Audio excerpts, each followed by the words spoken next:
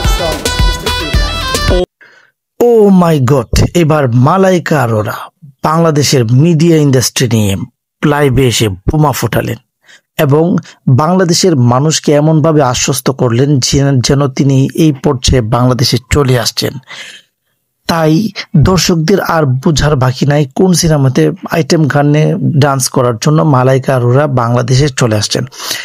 দর্শক মন্ডলী, ইতিমধ্যেই একটা ক্লিপ ভাইরাল হয়েছে, সেটা হচ্ছে যে বাংলা সিনেমার মধ্যে বিশেষ করে সোলজার সিনেমায় আইটেম গান কয়টা হবে, কিভাবে হবে, কোথায় হবে, এগুলো নিয়ে আসলে বিভিন্ন গুঞ্জন শোনা যাচ্ছিল। এর মধ্যে হঠাৎ করে মালাইকা আরোরা লাইভে এসে বোমা ফোটালেন। মনে হচ্ছে মালাইকা আরোরার ভাষ্য মতে তিনি হতে যাচ্ছেন আইটেম গানের আসল সেই চরিত্র। আর মালাইকা আরোরা যদি আন্তর্জাতিকভাবে এরকম আইটেম গান যদি করে থাকেন তাহলে সিনেমা কোথায় গিয়ে দাঁড়াবে সেটা আপনারা কমেন্টে জানিয়ে দিন। সাথেই থাকুন।